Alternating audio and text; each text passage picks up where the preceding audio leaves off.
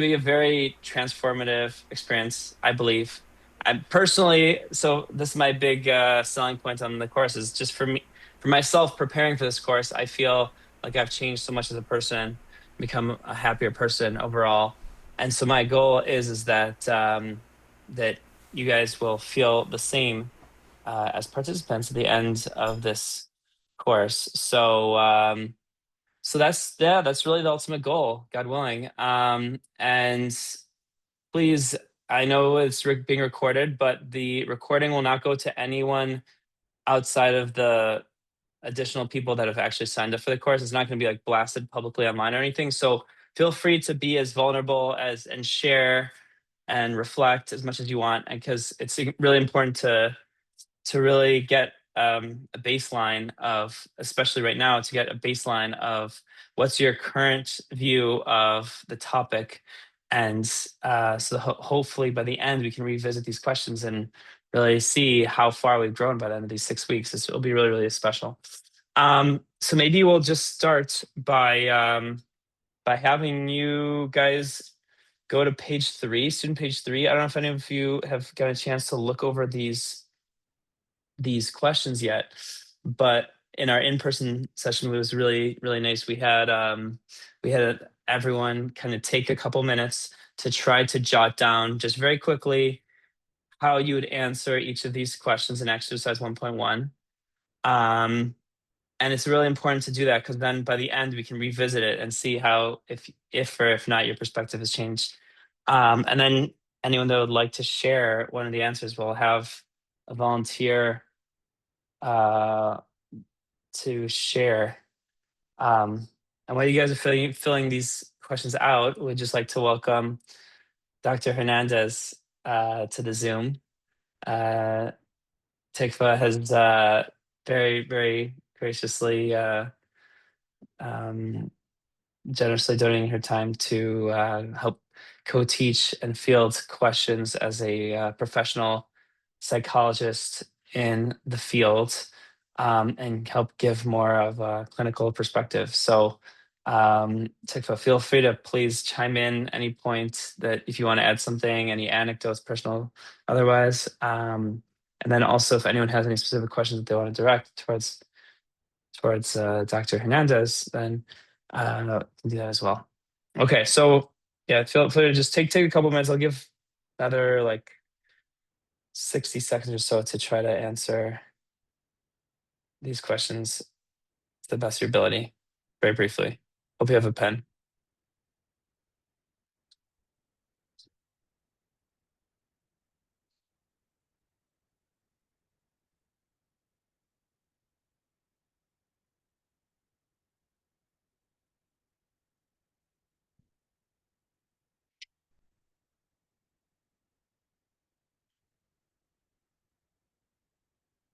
And maybe if you can, just post in the chat box in the chat when you're done, or you can unmute yourself when you're done so we get an idea.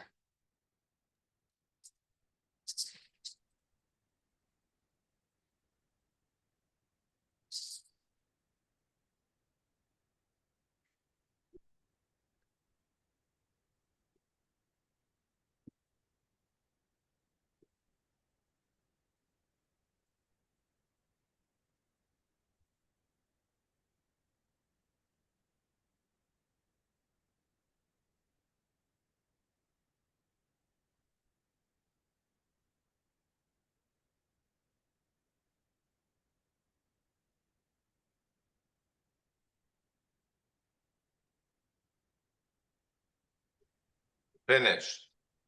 Wow, nice. Beautiful. Okay, so we'll take that at least everyone either is not 100% finished, but at least was able to get through a couple of them. So we're not gonna publicly discuss all 4 of these right now. We're just gonna maybe just focus on the last of the last of the 4. David, since you finished first, why don't you give me your perspective on the answer to question number 4? What do you Well, what's your perspective on the topic of happiness in general? And what do you believe? Do you believe it's important to be happy? And if so, why? And what would be some of the benefits if you do feel it's important? I hope you can hear me well. I'll Yeah, do my best to speak on such a big thing. A lot of people think they'll be happy if something happens. No, I need to be happy with what I have now. I wrote, I have all the things that make it easy to be happy. So if something's bothering me, it helps me a lot more by just focusing on that. When I focus on bad stuff, that bad stuff seems to be all I focus on. But question number 4, what are some benefits of living happy? I wrote you change the world. That's really the base. If you are happy and you're living happy, you're probably shining brighter. The people around you are happier. That would make sense to me. Yeah, no, that's very good. Does anyone else have any answers they'd like to share on any of them, or specifically the fourth one? Because that's the one we're going to kind of really start off on.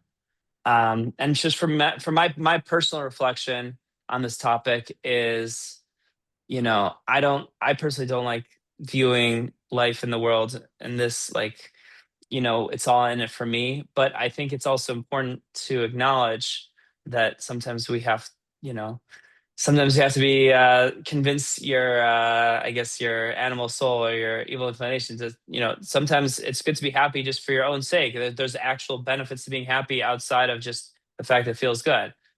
But if anyone else would like to interject, they could. If not, we will. Well, I was going to say, yeah. that I mean, one of the things I think I mentioned to you before is that how do we define what happiness is? Because I tend to think of happiness as kind of almost like a euphoric state, where I think that there's a whole different thing that's called contentment, and being content with what you have, that will bring happiness. Or there are certain things that happen to you that are happy situations, or things that are, make you happy, but that it's almost like a fleeting, ephemeral thing, as opposed to contentment, which is being content with what you have, which is, I think, a more consistent state. Wow, very beautiful. Yeah, you're touching on some really important points. Let's watch this video. I'd love to hear your thoughts on this. And now tell me if you can you hear me? Can you hear? Yeah. Can you guys hear the audio in that video? Not yet. You weren't able to hear that audio just now? Oh man. Okay.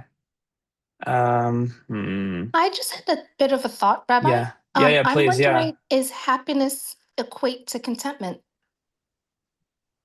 or is it two completely different things? That's That's a good point. And what do you think?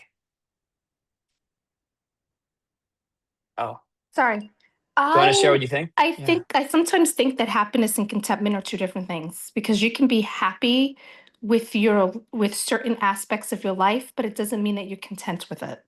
Yeah. There might be something else that you may want to improve to help you meet, to help you to get to your best version of yourself. So this way you can feel like you've met your goals, and then you could be happy with that. So I think sometimes people can just be contented with the way certain things are, but they may not necessarily be happy with it. Yeah, and another thing I was thinking about is the ultimate goal to be content? Maybe the ultimate goal is not to necessarily be content, because if you're content, then maybe you're too overly satisfied, and then you don't have any additional things to strive for. Maybe we're put on here in this world in order to accomplish more things, and if we want to have some level of contentment, and obviously a level of happiness. But if we're too content, then maybe will just hang out on the beach all day, and then that's not what God wants either. So that's just my personal reflection, and thought. But now I was able to connect the computer audio. So now tell me if you can hear this. Can you hear? Everyone can hear the audio? Okay, great. Yeah. And you can see the video too. Yeah. Everyone can see the video and the audio. Great. Oh. is an old joke. In the film Annie Hall, Woody Allen suggests that happy people are shallow and empty, have no ideas and nothing interesting to say. Woody Allen may have been funny, but according to recent scientific studies, he was wrong. Research has shown that happy people show more flexibility and ingenuity in their thinking, are more productive in their jobs, are better leaders, and they even earn more money. A fascinating and now classic study demonstrates a link between happiness and longevity. The Nun study focused on 180 nuns who joined convents in Milwaukee and Baltimore between 1931 and 1943. On entering the convent, the nuns wrote an autobiography describing their lives and reasons for joining a religious order. Years later, researchers at Kentucky University analyzed these autobiographies. Based on the level of positive feeling expressed in each autobiography, the nuns were categorized into 4 groups, ranging from the happiest 25% to the least happy 25%. Research results showed that 90% of the most cheerful group were alive at age 85, versus 34% of the least cheerful group. 54% of the most cheerful group was alive at age 94, as opposed to 11% of the least cheerful group. Those who used many words expressing positive emotion lived on average over 10 years longer than those who used few such words. Research has also shown that being genuinely happy is an indicator for successful relationships. At the University of California at Berkeley, researchers studied 141 senior class photos of women from the 1960 yearbook of Mills College. They examined their smiles. Half of the women had genuine smiles, the so-called Duchenne smile, in which the corners of the mouth turn up and the skin around the eyes crinkle.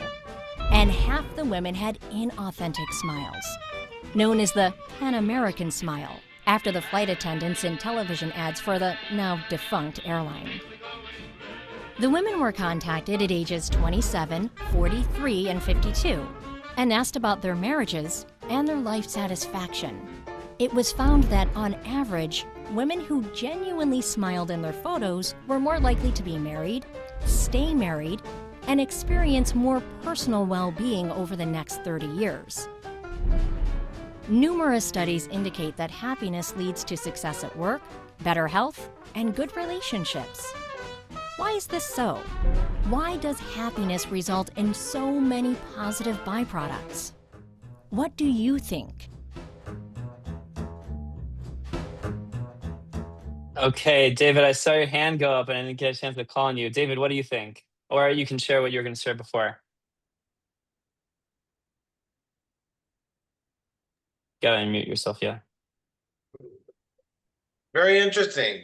Figuring out where the class is going. I like the subject.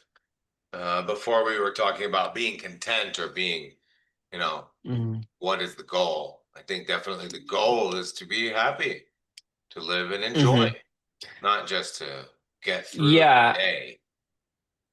The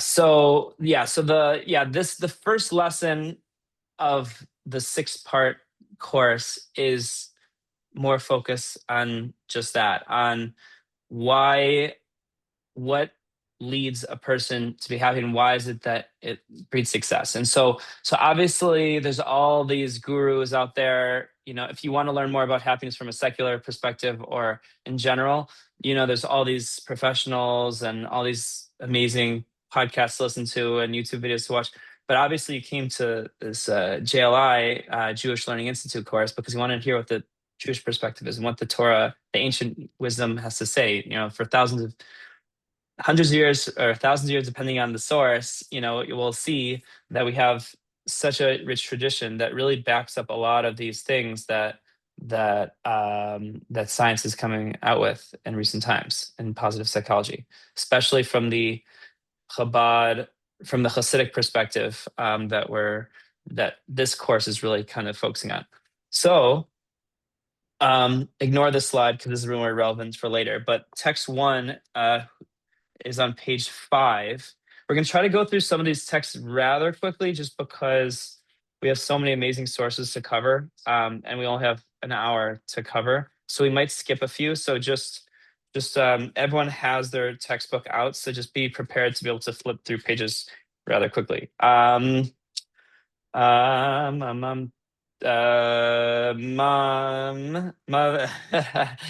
Would you like to read text 1 in English? This is from a source from the Rabbi Shneur Zalman, the first Chabad Rebbe from the Tanya. I assume in English, right? Yeah, of course. Yeah. Okay.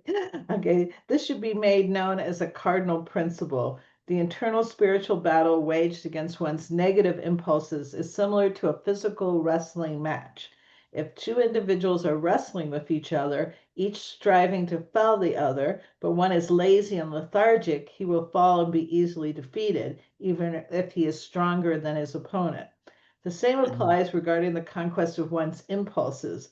It is impossible to defeat them from a state of laziness and heaviness, which stem from sadness and a dull heart. They can be defeated only from a state of enthusiasm, which derives from happiness and a heart free of any trace of worry or sadness.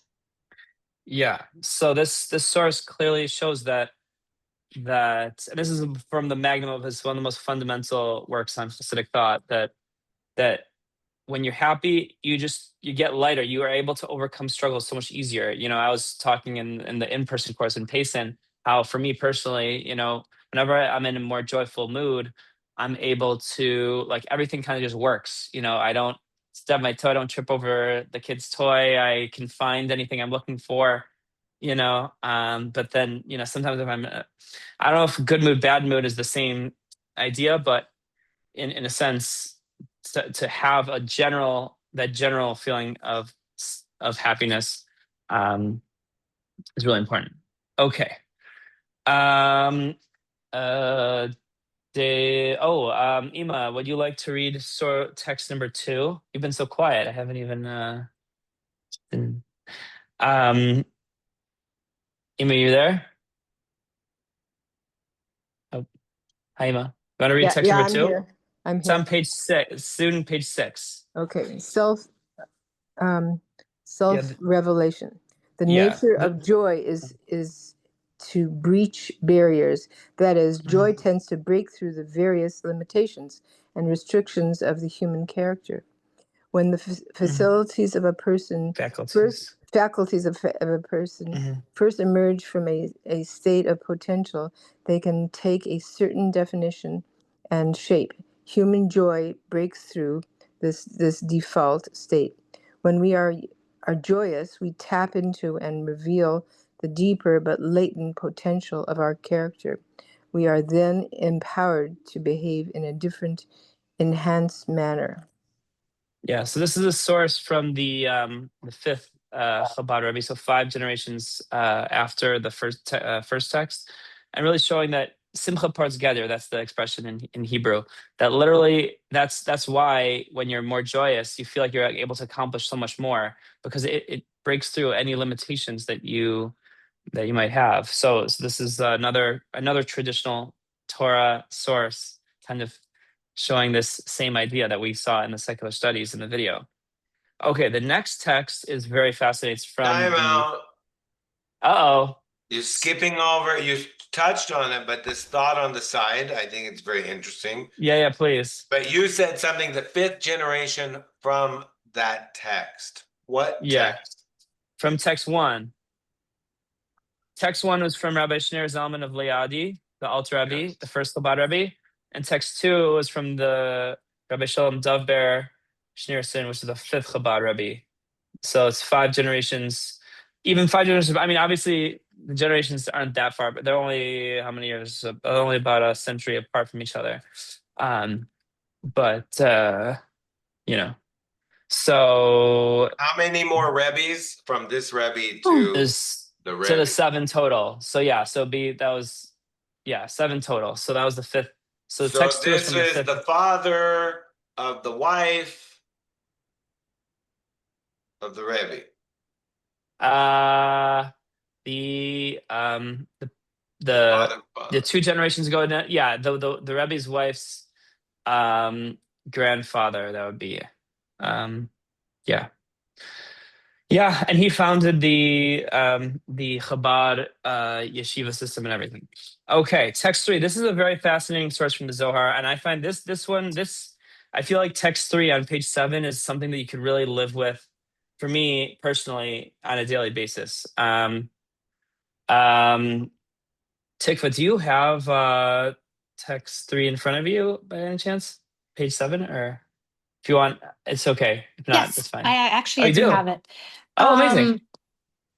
Sorry, I have to Yeah, go actually ahead. take off my glasses to read, so I That's apologize. okay. That's okay. That's okay. No, it's fine. Coming up, text 7 is divine mirror.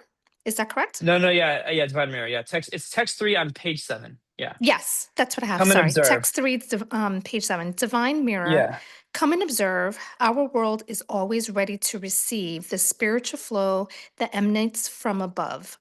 The upper world provides in accordance with the states below. If the state below is joyous, abundance flows from above. But if the state below is one of sadness, the flow of blessing is constricted. Therefore, serve God with joy. Yeah. Thank you so much. Yeah. So this Deep. is. Yeah, no, it's so deep. And then the most powerful thing is, the Kabbalah of Rabbi Shimon Bar Yochai, this very, very old work, work of Kabbalah, the most foundational source on Kabbalah. And basically what he's saying is essentially, spiritually, we're like a mirror. Our actions reflect God's actions on high. So when we are in a very tense and, angry and mood that things don't flow, then that will reflect on high, the way God wants to treat you, maybe. And similarly, the opposite. If you are in a very joyous, giving, generous, loving state of being, call that happiness, if you will, then that reflects on God, and then that God will shower all that happiness, joy, love, generosity, etc. So, The yeah. yeah, I'm having a problem with the definition of happiness versus Ah, positivity. okay. So we're actually going to get to the definition. That's a really good point, because we're actually going to get to the definition of happiness. And I was actually joking in the in-person course in Payson on Monday that I personally don't like the word happiness at all. I think happiness is not a good, the right word to be using in general. And what we're the kind of, as a result of this, at the very least from this lesson, we're going to come away that really the ultimate goal is not happiness per se, but rather simcha. Does everybody in the chat know what simcha means? Simcha? Anyone? Raise your hand if you don't know what that means, and don't be shy. Neil, okay, that's okay. Yeah, I figured. So simcha is the Hebrew translation of the word happiness, but it means something much deeper and much more than the word happiness. So really what we're gonna have to get down to is, what does the word simcha mean? And we have to get to more deeper definition of what is simcha, what is true joy from a Jewish Torah perspective. And once we're able to define that, then we'll be able to apply that definition to our lives. Text 4 on page 8, I'm gonna just say it outside because I don't think we have to read it per se. Basically, what it's explaining is the idea that just like on Yom Kippur, we say that the gates to heaven are locked because it's a Ne'ilah, right at the very end of Yom Kippur. This is the gates of tears are always open. But this Hasidic Rebbe, this is another Hasidic Rebbe from a different dynasty, not through the Chabad dynasty. He taught that the gates of joy, basically, when you have joy, it just bursts down all the gates entirely. So there's no gates to begin with. So you just literally has such a profound accomplishment. Okay, happiness versus simcha. Okay, this is the next part. Okay, page 10. We're gonna, okay, so now if you want to look at the slides, I think we were actually supposed to, Yeah, wait one sec. Yeah. Okay. So yeah. So anyways, yeah. Yeah. So this is the source that I just referenced. The gates of tears are never locked, but the joy demonstrates all various. Now try. Oh, Neil. I was with three words that were kind of circling around, which have somewhat distinction one from another, but I'm not sure how joy is different than happiness, or if it is, or if it can be equated. Joy. Yeah. So here, let me mute you first because for some reason one. Yeah. So joy might be a closer translation of the word simcha than oh wow, David Lethko wrote a nice note in the chat, but joy might even be a potentially better translation. Let's look at this video, and then we're going to have everyone do exercise 1.2, which is a very interesting exercise. Okay, everyone can hear the video? Thumbs up. Video, you can hear the video? Okay. Oop, did I just, my bad, sorry. Okay.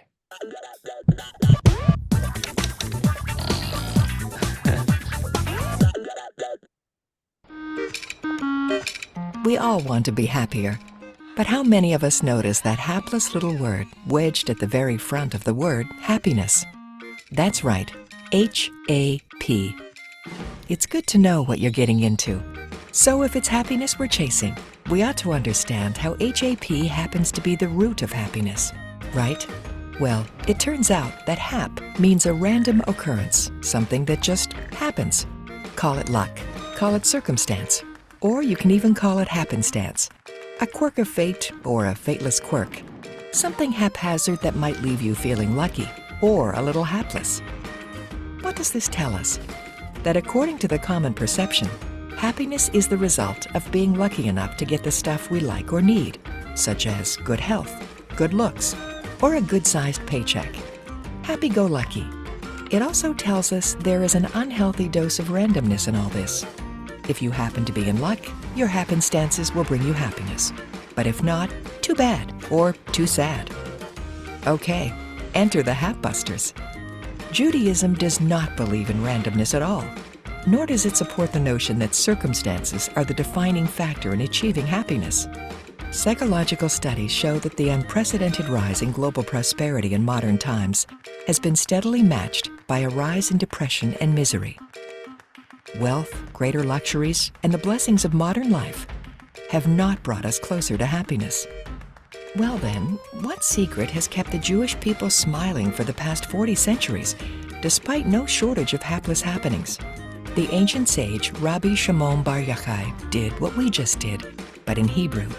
We examined the word happiness to understand the common approach to finding it. Rabbi Shimon examined the Hebrew word for being happy, which is besimcha. He noticed that same letters spelt the word machshava, which means a thought process, which is incredibly lucky because it turns out that gladness has less to do with what you do or don't have, which might be beyond your control. But it's about the way you think, your attitude towards things, that makes a world of difference. And thinking is certainly within our control. What do you think? Okay, that was great. I had a quick thought about that. Yeah, please, One of the sure. things that I noticed that they had indicated was that some people believe that the happiness comes from some of the materialistic things that you have. And she was mentioning it's not, it's a thought process. And that's absolutely correct in that a lot of times people look at happiness as materialistic things and things that they believe can help them to be happy. When in reality, what they're looking for is to kind of have their needs met. And if people have their needs met, similar to Maslow's hierarchy of need, basic is you have food, clothing, all the way to you get to the top of the pyramid, which is when you reach your self-actualization, when you meet the best version of yourself and you meet your goals. That is what actually causes people to then kind of have that joy because it's all a mindset. It's not so much the physical stuff that you have, which is why when you look at Maslow's hierarchy of need, it starts off first with just the basic, which is the physicality, but then it goes up higher to the top, which is the self-actualization. It's that mindset where you reach in and using your goal, your skills to meet the best version of yourself, and you're able to have your needs met that way. And that is a mindset. It's kind of similar to Aaron Beck's cognitive behavioral therapy, where the way you think impacts how you feel what you do. So if you think negative, you feel negative, you're going to do negative. And that's kind of like what that concept is. If as long as you're thinking positive, which is the mindset, then you're going to feel good about yourself. And you're going Wow. to Thank you see so things in a positive way. Well, that's what I meant by contentment. I think Yeah. people interpret that a little differently, but I think what she's saying. That's what I Yeah. was thinking.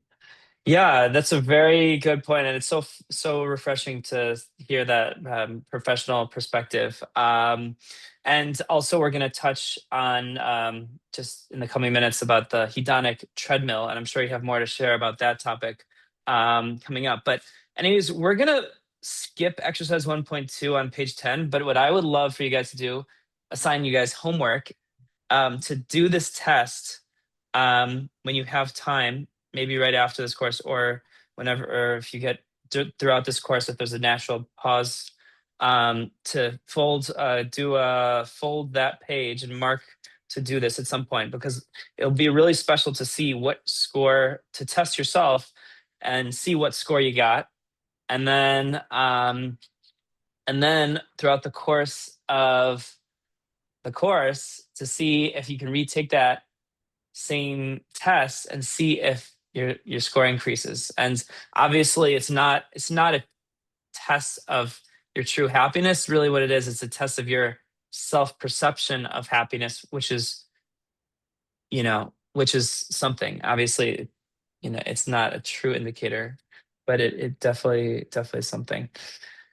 So yeah, so just to summarize the video, as you saw, we brought down so much, but just to point out the negative qualities of the word happy, like we were saying in the video, hap means by chance. So it can't be that, if something happened, good things happen to me, then I'm happy. Bad things happen to me, then I'm not happy. So then that's kind of depressing, because then I just have to really get very lucky in life and just have all these amazing things happen to me, and then I'll be happy. But the Hasidic and the Jewish Torah, and specifically Hasidic perspective, does not align with that. That true joy, or simcha, is something that anyone can attain no matter what situation is happening in your life. And even if you're down in the dumps, or you're in the highest physical strata of society, or the lowest, or somewhere in between, or you just won the lottery, or you just got robbed, or whatever it may be, you can still be besimcha through machshava. Okay, David, I see your hand raised and you're so patient. So let's hear. Well,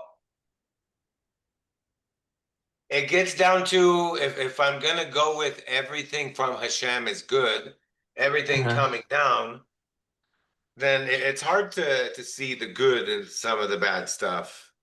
But I think that's No, for ultimately where it's sure. going. If I have to believe that everything coming is good and has a reason, that there is some plan to all of it. Yeah, no, for sure. And I was just talking to my mother just by dinner tonight that, I was reading Viktor Frankl's Man's Search for Meaning, and he's really, in that book, he one of the many things he does is really dispels this notion that suffering is inherently a bad thing. Suffering is not inherently bad. Suffering can be very good if there's deeper meaning behind it. So really what it's all about, a lot of it, is to try to figure out what the deeper meaning is behind it. So And it's to I want also to help ask, you maybe yeah, gain amigos that you may yeah, not have and that you might be struggling with. So exactly. sometimes the obstacles is to help us grow. Hmm. Well said, well said. And that's very well said. And um, to transition into text 5 on page 12, a lot of what we're going to try to dispel this notion of more money and more success equals more happiness. Maybe Neil, do you want to give text 5 a try on page 12? Yes, that's fine. Yeah. Go for it. In the United States, rates of depression are 10 times higher today than they were in the 1960s, and the average age for the onset of depression is 14 and a half, compared to 29 and a half in 1960. A study conducted in American colleges tells us that nearly 45% of students were so depressed that they had difficulty functioning. Other countries are following in the footsteps of the United States. In 1957, 52% in Britain said they were very happy, compared to 36% in 2005, despite the fact that the British have tripled their wealth over the last half-century. With a rapid growth in the Chinese economy comes a rapid growth in the number of adults and children who experience anxiety and depression. According to the Chinese Health Ministry, the mental health status of our country's children and youth is indeed worrying. While levels of material prosperity are on the rise, so are levels of depression. Even though our generation, in most Western countries as well as in an increasing number of places in the East, is wealthier than previous generations, we are not happier for it. A leading scholar in the field of positive psychology, Mihaly Csikszentmihalyi, I guess. Okay, it's pronounced I used to know Mihai. how to pronounce that, but I lost it. Mihai Csikszentmihalyi. Okay. So it's like Mihai or something. Thank you. That's okay. Well, he asks a simple question with a complex answer. If we are so rich, why aren't we happy?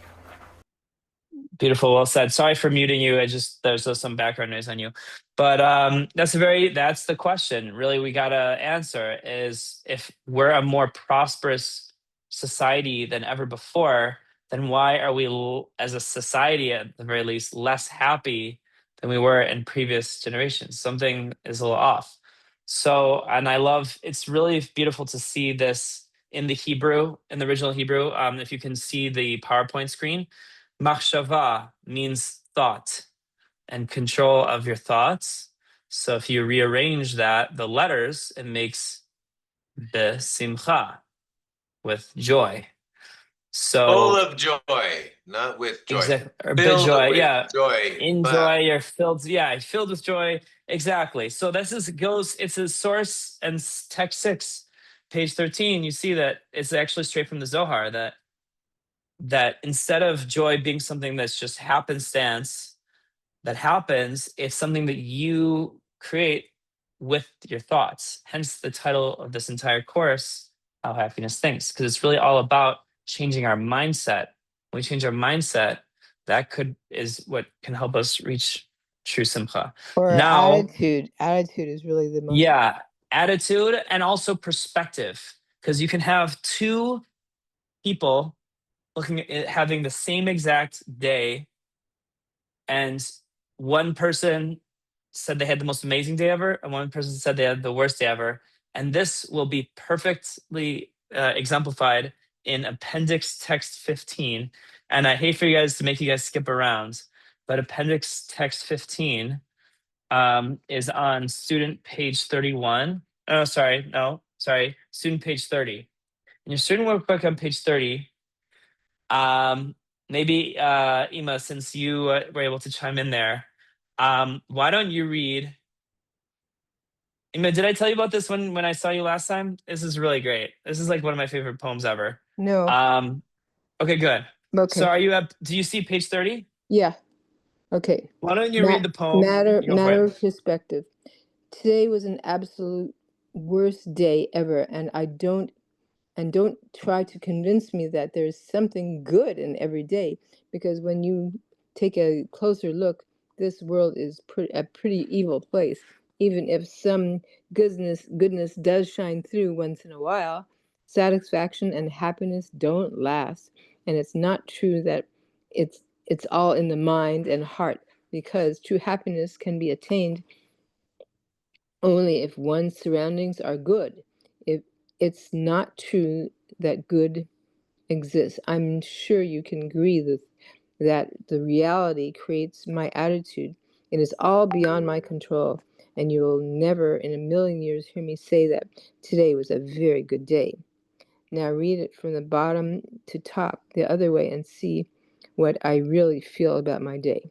So You read it from bottom to top, each line from the bottom to the top. Go for it. Today was a good day, and you'll never in a million years hear me say that it is beyond my control. My attitude creates the reality. I'm sure that you can agree that it is not true that good exists, only if one's surroundings are good. True happiness can be attained because it's all in the mind and heart, and it's not true that satisfaction and happiness don't last. Some goodness does shine through once in a while, even if the world is a pretty evil place, because you take a closer look.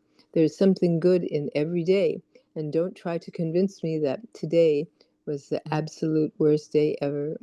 Isn't that such a beautiful poem? And you wouldn't believe it. It went viral back in, I think, 2014. And it was really written by a high school girl. Really? A high schooler wrote that poem. And it's just so creative. And it just shows that really every situation in life, it's not about what happens to you. It's about how is your mind going to perceive the situation. Yeah. Like, I don't know if this is a great analogy and connection, but Charles Dickens' Tale of Two Cities. It was the best of times and it was the worst of times, meaning the French Revolution. Both realities existed at the same time. That was the best of times, the worst of times. You could also think about that in the global political, or just in a global perspective about current events. Maybe even you could say the best of times, the worst. It's all about how you choose to perceive the reality and what lens you're viewing it through. And so I guess part of the challenge of this course is really to work on trying to see your life and your circumstances, and then your community, and then the world at large with a positivity bias, so to speak. Okay, now we're going to get onto the hedonic treadmill, which is my favorite topic. Okay, we're not at that source yet. We're about to get to it. Okay, so text 7 on page 14. Tikva, are you able to get to page 14 in the student textbook, text 7? Yes. Go for it. Page 14. This is by Chovot HaLevavot, or Chovos HaLevavos, by a rabbi named Bachya ibn Pekuda. It was a very famous work of Musar, of I guess philosophy. Very, very, very famous. Very famous work, providing just a basic analogy to understand this concept. A lot of it's about perspective, and we're gonna touch on the topic of the hedonic treadmill, but maybe we'll use this analogy to get us flowing. Okay. Page 14, correct, Rabbi? Yeah. The hedonic treadmill? Parable. It's a parable. Yeah. Parable of gratitude. Yeah. Go for it. There was once an infant found in the desert by a kind-hearted individual. This benevolent person took pity on the child, carried him home, brought him up, fed him, clothed him, and provided him generously with all that was good, until the child was old enough to understand and comprehend that many benefits he had received. The same benefactor heard of someone who had fallen into the hands of his enemy and had for a long time been treated with extreme cruelty, starved, and kept naked. The benevolent person appeased the enemy and convinced him to free the prisoner and forgive his debt.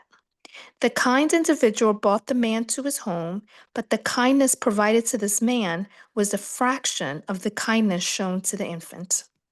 So what do you think, if anyone wants to chime in, which rescued individual will be more appreciative of the rescuer. The person, the infant who had all these amazing things done to him, but wasn't old enough to appreciate it, or the adult that got a little bit of kindness, but he was old enough to appreciate it.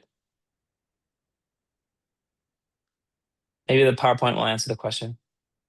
I would say the Rescued. adult, just Yeah, because there he you was go. able to think from a different perspective, which the infant may not have been able to have that higher level of thinking to be able to appreciate what had happened and how he Exactly. grew, which the other person who's the adult can. Exactly. So the infant, even though you receive more, he's not the infant is not going to be able to appreciate it. He's not going to be very thankful. As opposed to the adults, even though it's much less, it's relatively. I was able to help him. He's able to appreciate it. So he was able. The more mature mind was able to recognize the gratitude in his life. And So he's also treated so badly, so anything, when he's mhm. treated nicely, Yeah, suddenly it's like, exactly. So this kind of touches on the top of the hedonic treadmill. So really, this is one of the reasons why some people say that why we're not happier is because this concept of the hedonic treadmill, that basically what happens is we get the raise, we go to work, and the boss comes to us and say, you got a raise, and you're so happy. It's like, wow, amazing. 5% raise, that's incredible. I'm able to keep up with inflation. No, whatever. That's amazing. But then, you're able to increase your lifestyle by 5% or whatever it is. And maybe you're able to buy the gadget that do whatever you're able to do. But then the problem is then that becomes your new baseline for normal. So once it becomes your new baseline for normal, then you're not necessarily any happier than you were before you had the raise, right? So text 8, page 16. David, you want to read page This is 16? interesting. It was the parable of gratitude. As you Yeah. asked, who would be more grateful, the adult or the kid? I was thinking the Jew, lehud. Part of the root Yehuda. of Jewish is being grateful, which made me immediately think he would be so grateful to God that God let him out. So the real question is, can we be happy without this gratitude to Well, God? we need to have gratitude. Well, that's what we're going to get to towards the end, and we're actually we're already starting to run out of time. So, but that is exactly it. You want text 8? I'll give it to you. Yeah, text 8. Yeah, give me text 8. Insatiable appetite. Mm-hmm. We don't manage to leave this world with even half of our desires fulfilled. When we have 100, we want to turn it into 200. When we have 200, we want to make it 400. Yeah, we're never satisfied. That's the thing. And so the hedonic treadmill. Yeah, Midrash Kohelet Rabbah is Midrash on Kohelet. So it's teachings from the rabbis based on Kohelet, Ecclesiastes. So this is there's it's one of those things that we're never going to be happy. So there has to be some way to break the cycle, this hedonic treadmill, and to be able to overcome the fact that, hey, how can I still be even happier when more good things happen to me? How can I be more happy and maintain that higher level of happiness even after the good thing happens to me, and even after a sustained period of time, without that just becoming the new normal, and then my new baseline for normal, and then just being in that hedonic treadmill we're talking about. Well, that's again why I was using the word content. Content. Good.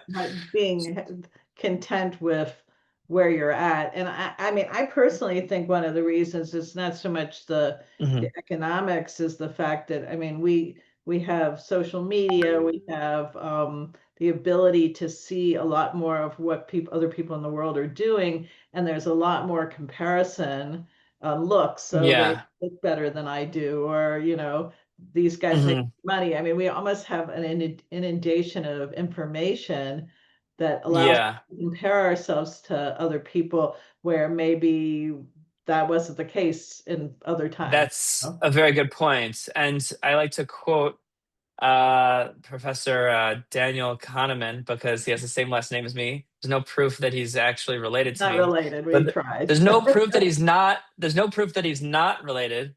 We haven't had proof that he's for sure not related to Yes, me. not related. So That's true. That's a good happy way of thinking about it. yeah, exactly.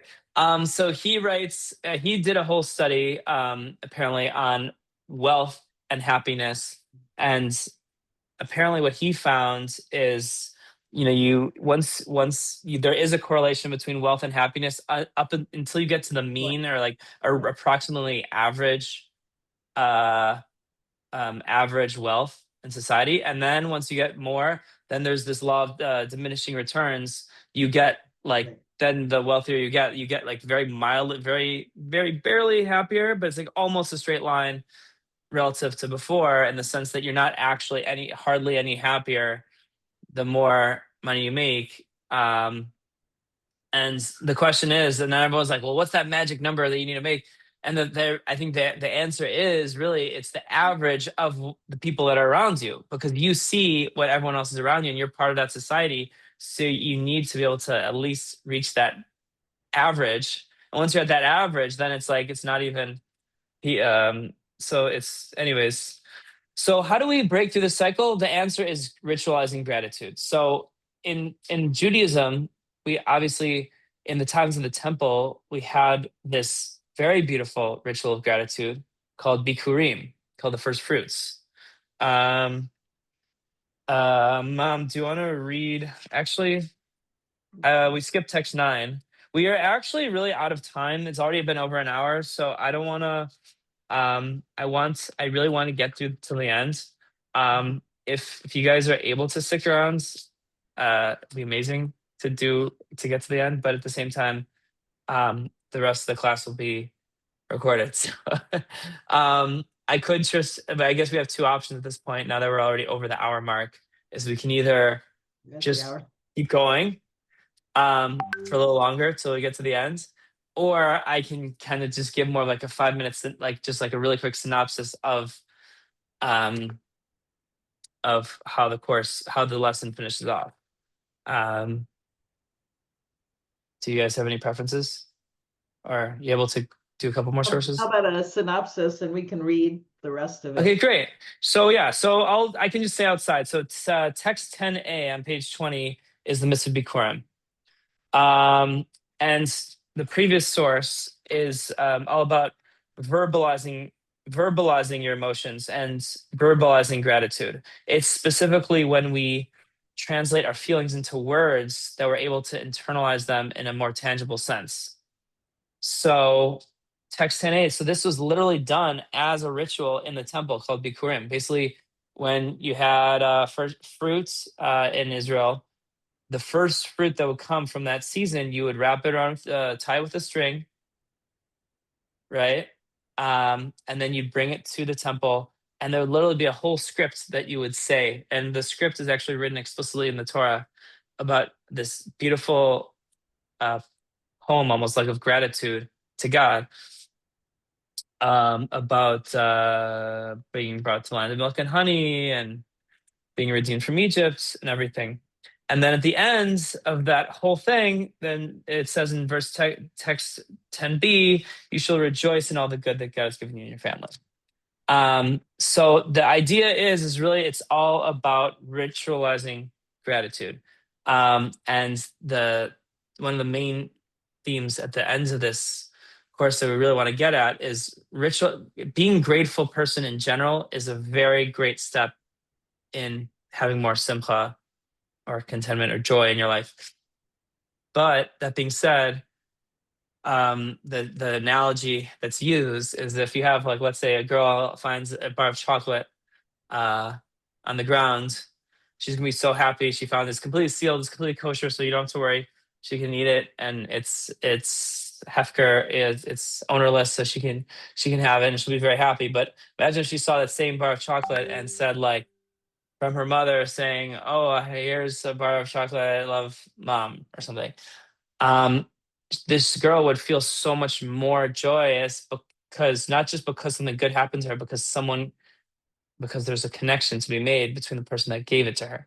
So really, Judaism is really all about having a relationship with God, and not just being grateful in and of itself of good things that happen to us in general, but to reach that higher level, to recognize that there is a higher being that is the one who is giving us these things, and to be grateful to that higher being called God that has given us these things, and then that helps build this relationship, which is so which really amplifies the gratitude and the joy that much more.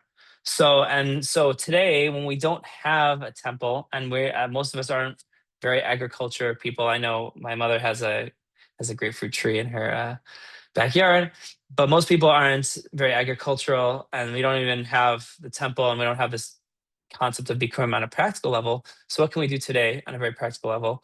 So the idea is to take our first fruits. What is our first fruits? Our fruits is like the fruits of our labor. Every second of our day is the fruits of our labor, what we're doing. So we have an entire day where we work so hard. We should take, just like in the times of the temple, we took the first fruits and gave it to the temple. So too, the very beginning of our day, we should dedicate right when we wake up to doing a small ritual of gratitude, and each at their own level. And when we're able to ritualize gratitude on a daily basis, and not take it for granted, that ritual, and really try to do it in a meaningful way that we can really appreciate it, then that will help us be grateful for what we have, and not lose the joy, and not take it for granted. So, and that is the Moda Ani prayer in Judaism. And we do this Moda Ani. It's called Moda.